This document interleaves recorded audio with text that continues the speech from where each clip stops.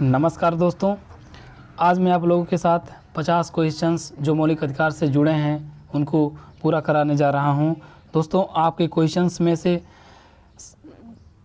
15 questions जो कि हल करा दिए थे, ये 15वां क्वेश्चंस से मैं आज आपको हल कराऊंगा। और दोस्तों बता दें कि ये जो सभी क्वेश्चंस सेलेक्टिवली लिए गए हैं, एग्ज़ाम्स के पॉइंट ऑफ व्यू से काफ़ी इंपॉर्टेंट क्वेश्चंस हैं जो लगातार एग्ज़ाम्स में पूछे जाते हैं और आते रहते हैं एग्ज़ाम्स में।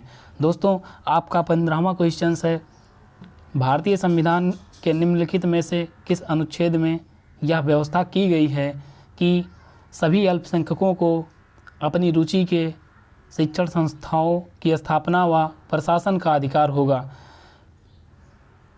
दोस्तों, इसमें ये कहना चाह रहा है कि अल्पसंख्यकों को शिक्षण संस्थाओं की स्थापना व प्रशासन का अधिकार होगा। यह भारतीय संविधान के मौलिक अधिकार में किस आर्टिकल में व्यवस्थित किया गया है? ऑप्शन ए अनुच्छेद 28, बी अनुच्छेद 29, सी अनुच्छेद 30, डी अनुच्छेद 31।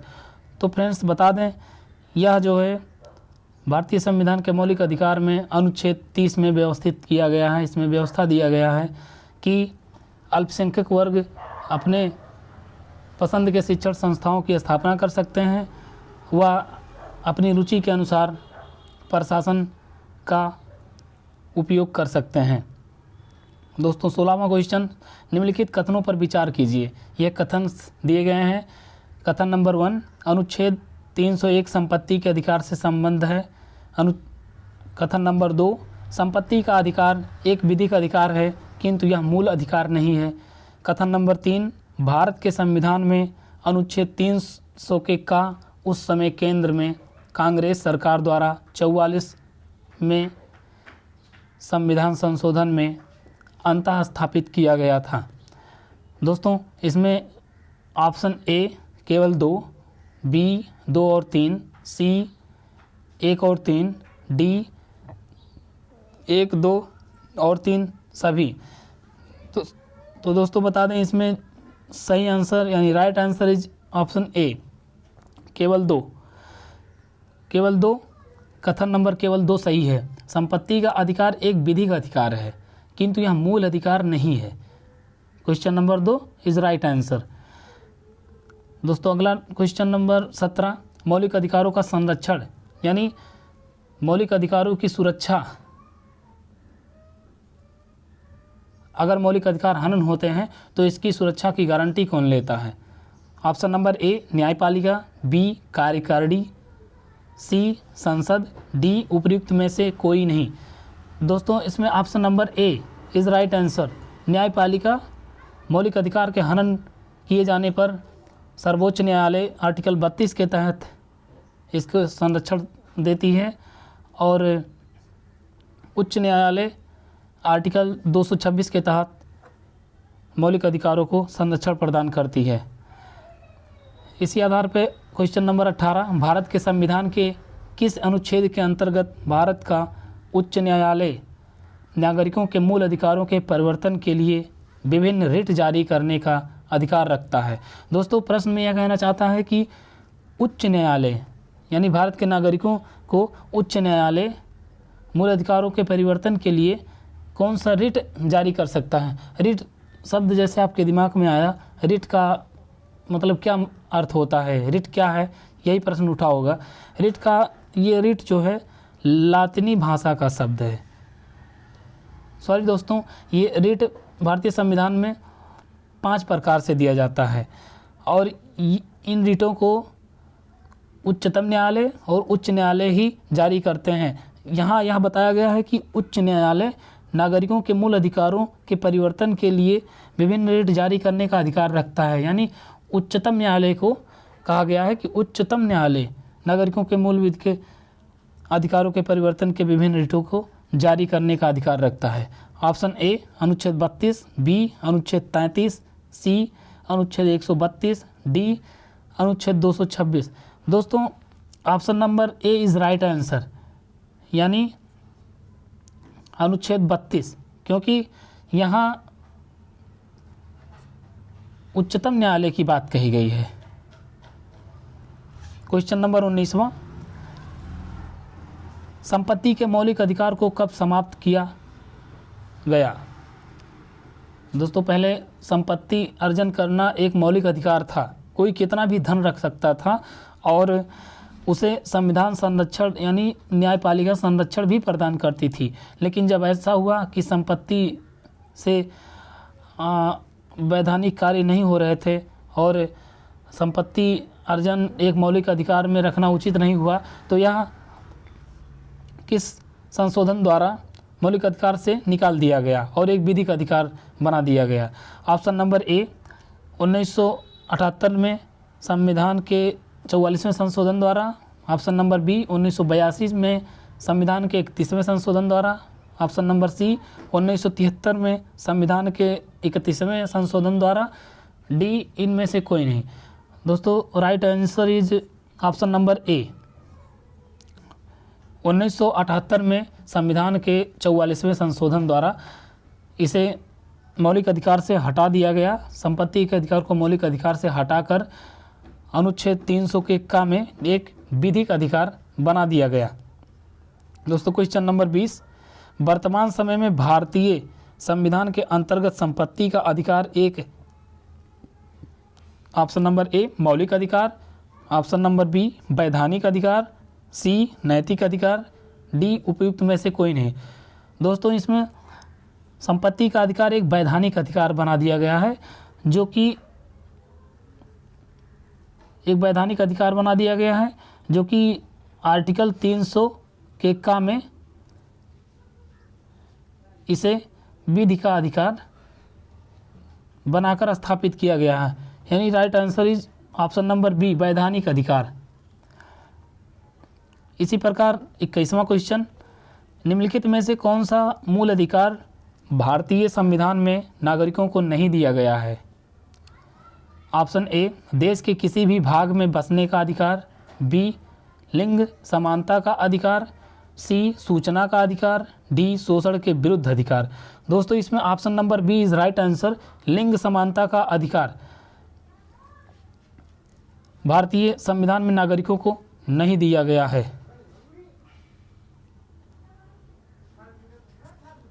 ऑप्शन नंबर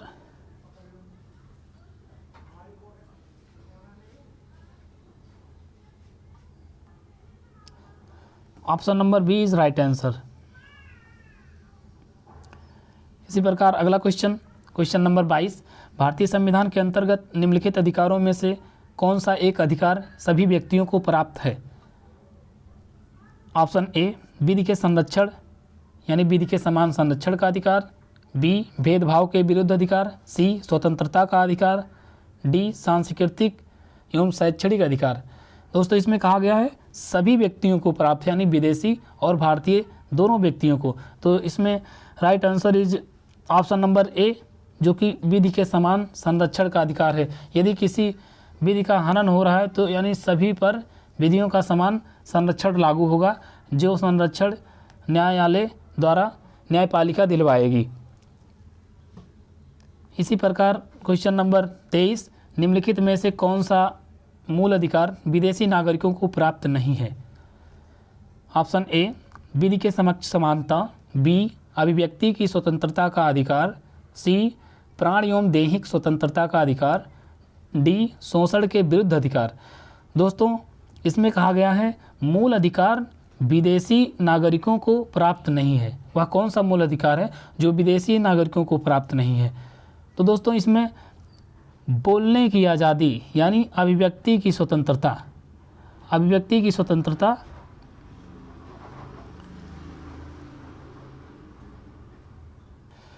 अभिव्यक्ति की स्वतंत्रता यानी right answer is option number B अभिव्यक्ति की स्वतंत्रता का अधिकार। इसी प्रकार क्वेश्चन नंबर 24, भारतीय संविधान द्वारा प्रदत्त निम्न में से कौन सा अधिकार गैर नागरिकों को भी उपलब्ध है, यानी विदेशियों को भी उपलब्ध है? ऑप्शन ए अभिव्यक्ति की स्वतंत्रता, बी देश की किसी भाग में घूमने एवं बसने का अधिकार, सी संपत्ति अर्जित करने का अधिकार, डी संवैधानिक निराकरण का अधिकार। निराकरण का अर्थ है दोस्तों यानी संविधान में जो मौलिक अधिकार में 32 32वें आर्टिकल में समाहित किया गया कि संवैधानिक उपचारों का अधिकार, यदि मौलिक अधिकारों में से किसी अधिकार का हनन होता है तो उस पर चर्चा करना और कानून अनुसार उस पर कार्रवाई करना, यह कि यह दोषी है या निर्दोषी है, यह उचित है या अनुचित है, यह नैतिक है या अनैतिक है। तो दोस्तों इसमें option number D is right answer, यानी संवैधानिक निराकरण का अधिकार। इसी तरह क्वेश्चन नंबर 25, संविधान के किन अनुच्छेदों के अनुसार ओबीसी यानी पिछड़ा वर्ग को आरक्षण के प्रावधान किए गए हैं? ऑप्शन ए अनुच्छेद 13 सेक्शन 2 तथा 14, बी अनुच्छेद 14 एवं 15, सी अनुच्छेद 15 सेक्शन 4 तथा 16 सेक्शन 4, डी अनुच्छेद 17 एवं 18। दोस्तों इसमें राइट आंसर इज अनुच्छेद 15 का सेक्शन 4 तथा 16 का section 4। Right answer is C. इसी तरह अगला क्वेश्चन आपका 26वें क्वेश्चन, भारतीय संविधान मान्यता देता है केवल धार्मिक अल्पसंख्यकों को, बी केवल भाषाई अल्पसंख्यकों को, सी धार्मिक एवं भाषाई अल्पसंख्यकों को, डी धार्मिक भाषाई एवं निर्जातीय अल्पसंख्यकों को। दोस्तों भारतीय संविधान इसमें सभी को मान्यता देता है, यानी option number D is right answer, धार्मिक भाषाई और निर्जातीय अल्पसंख्यकों को। इसी प्रकार 27वां क्वेश्चन, दोस्तों हम बता दें इसमें जितने भी क्वेश्चन सेट किए गए हैं सभी पीसीएस और अन्य प्रतियोगी परीक्षा में पूछे गए प्रश्न हैं और ये सभी क्वेश्चन सिलेक्टिवली लिए गए हैं। लगातार परीक्षाओं में पूछते जाते रहते हैं और डायरेक्टली पूछ लिए जाते हैं कभी कभी कि बताइए 6 वर्ष की आयु से 14 वर्ष की आयु के बीच के सभी बच्चों को शिक्षा का अधिकार का प्रावधान कहाँ किया गया है, भारतीय संविधान के किस भाग में किया गया है और किस आर्टिकल में व्यवस्थित किया गया है। इसी तरह के प्रश्न बन जाते हैं। तो दोस्तों हमने जो क्वेश्चन सेट किए हैं सभी एग्जाम के पॉइंट ऑफ व्यू से अति महत्वपूर्ण क्वेश्चंस हैं। आइए इसको हल करते हैं। क्वेश्चन नंबर 27वें को, इसमें कहा गया है कि 6 वर्ष की आयु से 14 वर्ष की आयु के बीच के सभी बच्चों को शिक्षा का अधिकार, ऑप्शन ए राज्य के नीति निर्देशक सिद्धांतों में सम्मिलित है, बी मूल अधिकार है, सी सांविधिक अधिकार है, डी उपयुक्त में से कोई नहीं। तो दोस्तों इसका राइट आंसर इज ए, राज्य के नीति निर्देशक सिद्धांतों में सम्मिलित है। दोस्तों इसलिए राज्य के नीति निर्देशक सिद्धांतों में सम्मिलित है क्योंकि यहाँ 6 वर्ष की आयु से 14 वर्ष तक की बात कही गई। मूल अधिकारों में भी शिक्षा का प्रावधान किया गया है। आइए क्वेश्चन नंबर 28वां हल कर लेते हैं हम लोग। 28वां में कहा गया है निम्न में से कौन सा एक मानव अधिकार भारतीय संविधान के अंतर्गत मौलिक अधिकार भी है? सूचना का अधिकार, काम का अधिकार, सी शिक्षा का अधिकार, डी मकान का अधिकार। दोस्तों इसमें राइट आंसर इज सी शिक्षा का अधिकार। इसमें कहना यह चाहता है मानव अधिकार, शिक्षा का अधिकार एक मानव अधिकार है, भारतीय संविधान के अंतर्गत मौलिक अधिकार भी है, यानी शिक्षा का अधिकार भारतीय संविधान के अंतर्गत मौलिक अधिकार भी है। इसी तरह क्वेश्चन नंबर 29वां, किसी अपराध के अभियुक्त को स्वयं अपने विरुद्ध गवाह बनने के लिए बाध्य नहीं किया जा सकता है, भारतीय संविधान के किस अनुच्छेद में यह प्रावधान किया गया है? दोस्तों प्रश्न में यह कहना चाहता है यदि आप दोषी हैं, यदि आप दोषी नहीं हैं, सामने से कोई व्यक्तिगत ऐसी शक्ति है जो आप पर दबाव बना रही है कि आप खुद के विरुद्ध गवाही दे दें कि हम दोषी हैं, जबकि वास्तविकता में आपने वह दोष नहीं किया है, आप निर्दोष हैं, तो इसके प्रति भारतीय संविधान के किस आर्टिकल में यह प्रावधान किया गया है कि आपको खुद के विरुद्ध गवाह देने के लिए बाध्य नहीं किया जा सकता? ऑप्शन ए अनुच्छेद 20 का सेक्शन 3, बी अनुच्छेद 21 में, सी अनुच्छेद 22 में, डी अनुच्छेद 74 में। दोस्तों इसमें राइट आंसर इज आर्टिकल 22, यानी option number C is right answer. Option number C यानी अनुच्छेद 22 में यह प्रावधान किया गया है कि खुद के विरुद्ध गवाह नहीं दिलाया जा सकता है और नहीं दिया जा सकता है। दोस्तों इसी में बताया गया है कि 24 घंटे के अंदर किसी भी दोषी को मजिस्ट्रेट या न्यायपालिका के सामने प्रस्तुत करना अनिवार्य है। इसी तरह क्वेश्चन नंबर 30वां, भारतीय संविधान के किस अनुच्छेद में विधि की सम्यक प्रक्रिया के सिद्धांत को शामिल किया गया है? Option A 11, B 16, C 21, D 26, यानी अनुच्छेद 11, 16, 21, 26। दोस्तों इस प्रश्न में जो राइट आंसर इज होगा ए में ये 11 नहीं होगा, यहाँ होगा विधि की सम्यक प्रक्रिया, यानी जो प्रक्रिया अपनाई जाती है उसकी चर्चा की गई है। आर्टिकल 12 में साफ साफ कहा गया है कि विधि के सम्यक प्रक्रिया के सिद्धांत को शामिल किया गया है। Right answer is option A. दोस्तों ये हमारे चैनल का नाम है हिपोजी स्टडी हब। दोस्तों हिपोजी स्टडी हब पर यदि आपका आशीर्वाद यूं ही बना रहा तो आगे आपके सामने और भी नए नए तरह के प्रश्न मैं रखूंगा जो कि एग्ज़ाम्स के पॉइंट ऑफ व्यू से अति महत्वपूर्ण क्वेश्चन होंगे, जो आपकी सफलता के रास्तों में सहायक होंगे और लाभदायक होंगे। तो दोस्तों लाइक करें, शेयर करें और सब्सक्राइब करें, चैनल को और बढ़ावा दें ताकि हम आपके लिए बेहतर से बेहतर मटेरियल्स ला सकें और आपको नए नए प्रश्न से रूबरू करा सकें जो एग्ज़ाम्स में बाण की तरह काम कर सकते हैं। थैंक यू दोस्तों, thank you all of you.